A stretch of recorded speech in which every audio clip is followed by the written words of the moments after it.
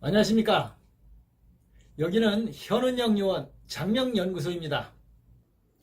이번 시간에는 최근에는 법원에서 그 개인의 행복 추구권을 존중해준다. 그런 의미에서 이제 그 계명을 굉장히 쉽게 또 많이 허가를 해주는 편이죠.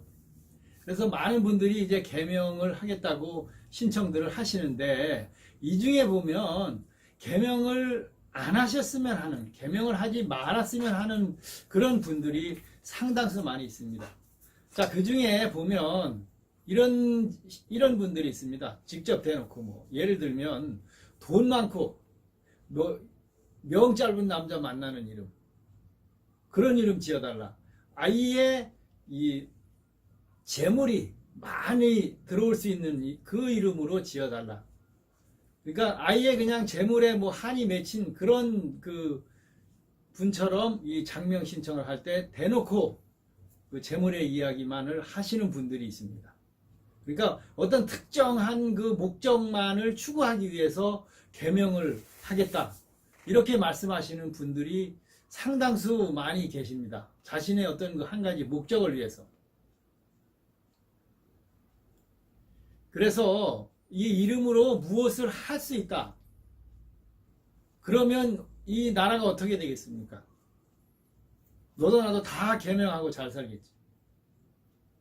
그래서 이 계명이라는 것은 그 본인, 그러니까 신청하신 분들의 어떤 그 뜻도 당연히 그 생각과 의지도 고려를 해야 하지만, 이렇게 어떤 특정한 자신의 목적만을 내세우면서 계명을 해달라, 이런 것은 장명가가 계명을 할 수도 없고 하지도 않죠. 그리고 이런 목적이라면 계명을 안 하시는 것이 좋습니다. 그냥 본명대로 열심히 사시는 것이 가장 현명한 방법입니다.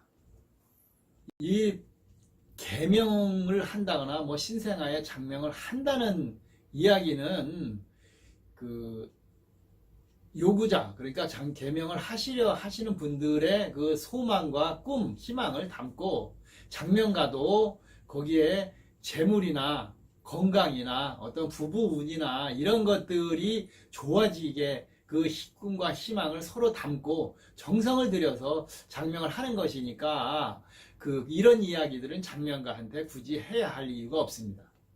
서로 마음 상하는 일이죠. 그래서 이런 그 분들은 계명을 굳이 하지 않아도 된다, 이렇게 말씀을 드릴 수가 있겠습니다. 두 번째로는 보면 어설픈 지식, 이것저것 그 장명을 의뢰를 하지를, 그 장명가에게 하지를 않고 본인이 이제 이 책도 보고 저것도 보고 인터넷도 뒤지고 해서 장명가보다 더 잘합니다. 용신이 어떻고 오행이 어떻고 막 이런 이야기들 넣어놓고 금이 많네 토가 많네 막 이렇게 이야기를 더 많이 합니다. 거기에 맞춰달라. 심지어 총획은 반드시 25획, 29획, 31획 이런 획수로 맞춰달라, 이렇게까지 이야기를 하죠. 이러면 장명가 입장에서는 장명을 진행을 할 수가 없죠. 맞지도 않는 그런 사항들도 상당히 많고, 본인 사주와 그 다음에 성매학적 조건들이 있는데 본인만 알고 있는 그런 내용들을 먼저 막 장명가들한테 이야기를 하면 좋은 이름을 장명을 할 수도 없고 진행이 되지 않습니다. 그래서 본인이 그런 것들을 많이 연구를 하고 알고 있어도 계명 신청을 장명가한테 의뢰를 할 때는 모르는 것처럼 알고 있어도 아예 백지 상태로 놓고 이제 신청을 해서 그 이름을 받는 그런 형태로 진행을 해야지, 어설프게 이것저것 성명학들을 두루두루 돌아다니고 섭렵을 해서 그 내용들을 장명가하고 설전을 벌이면 좋은 이름은 장명을 할 수가 없습니다. 그래서 그 어설픈 지식으로 본인 스스로 장명을 해서 나는 이 이름으로 계명을 해야 되겠다면 그거는 누가 말릴 수 없으니까 하시는데, 장명가에게 의뢰를 하실 때는 이런 그 성매학적 지식을 너무 들이댄다 그래야 되나, 나서서 먼저 이야기를 하는 것은 옳지 않다, 이렇게 말씀드릴 수 있습니다.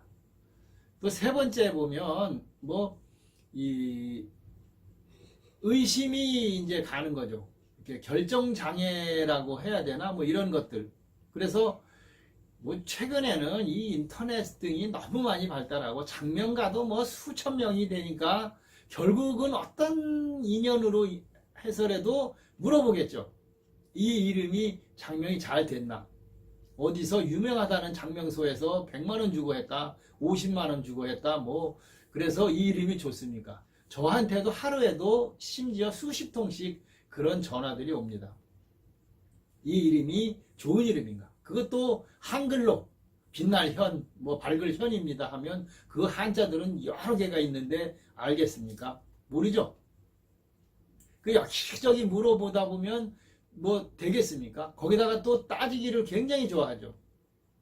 앞에 말씀드린 어설픈 지식까지 포함이 됐다면 다 따져보죠. 그러다 보면 여기서 안 맞는다 그러면 저기 가서 또 장명합니다.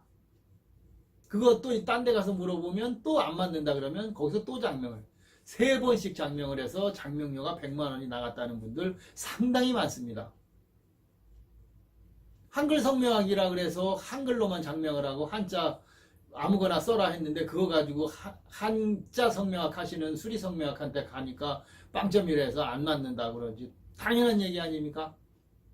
한글 하나도 안 맞추고 그냥 미음, 비읍, 피읍, 뭐 초성 암만 맞추고 종성은 다상극인 이름 가지고 한글 성명학 하는 사람한테 가니까 또 한글 이름이 안 맞으니까 뭐 재물이 없고 뭐가 없고 뭐 없다. 주파수가 없다.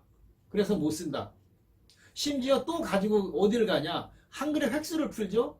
김서현 예쁜 이름 좋은 이름 장명해줬더니 김씨 획수 풀고 서자 획수 풀고 현 획수 풀어가지고 구획에 불길수리가 들어가서 이 이름 못 쓴다. 되겠습니까? 심지어 또 어디 갑니까? 이제 모음 자음 모음을 또 이제 거기다 집어넣어서 풀이를 한글을 또 풀이를 해서 이게 또 뭐 성명학적으로 안 맞는다고 하면 좋은 이름은커녕 아무것도 할 수 없습니다. 적당하게 내가 믿고 이분이 장명해 준 거면 나 이 이름을 써야 되겠다면 거기서 멈추셔야지.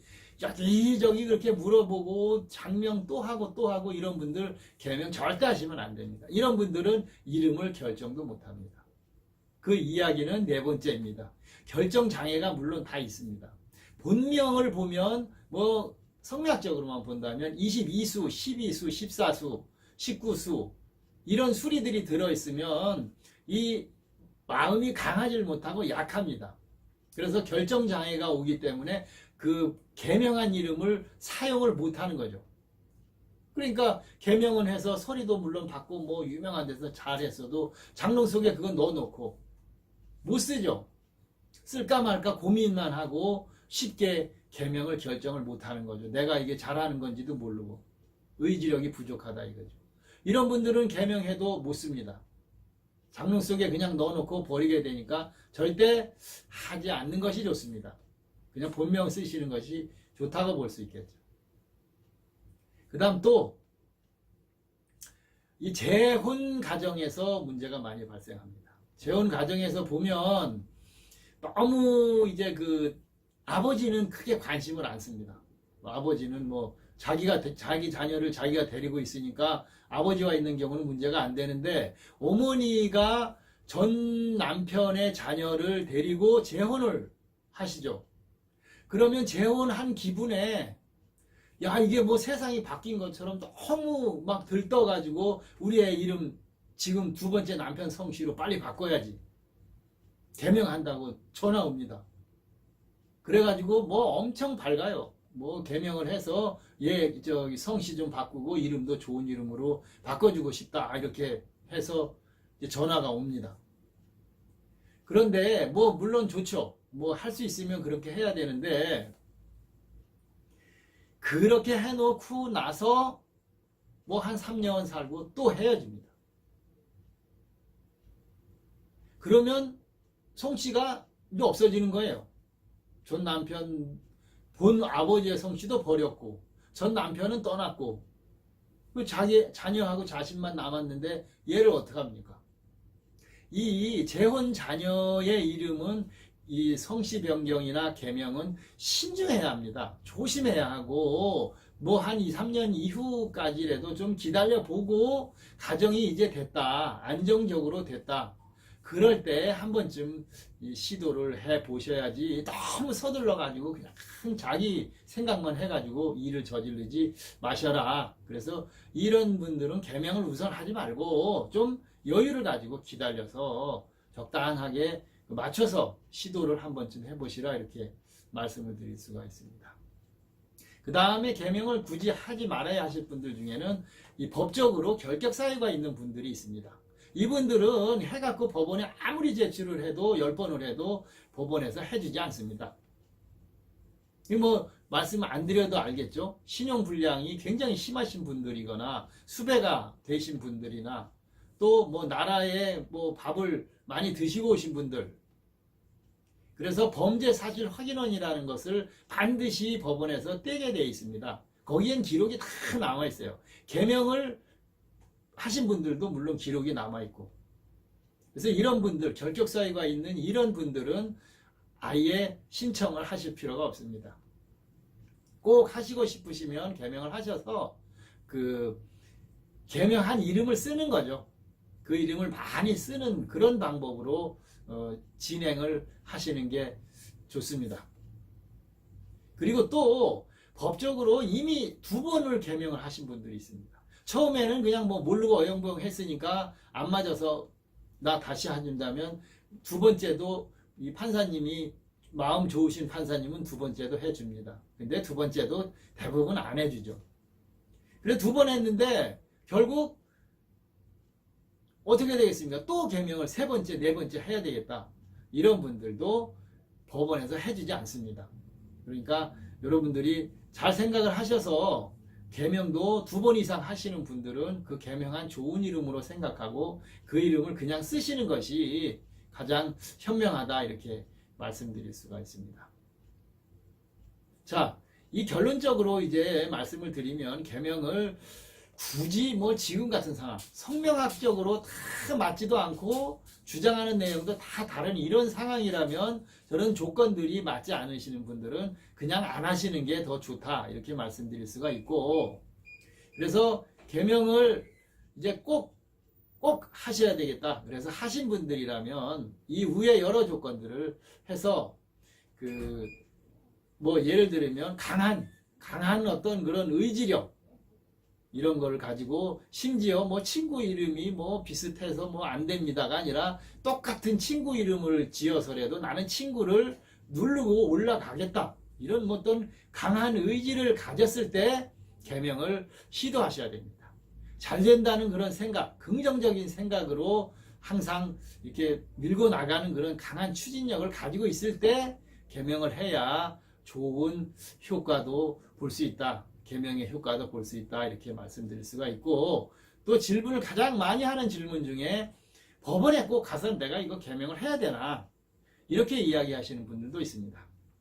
자, 이름은 쓰고 부를 때 그 이름에 좋은 효과와 영향이 있는 것이니까 굳이 법원에까지 가서 하기 싫으신 분들은 열심히 불러주고 나는 이 이름으로 잘 된다는 그런 마음가짐을 가지시면 좋은 일이 있으리라 생각됩니다.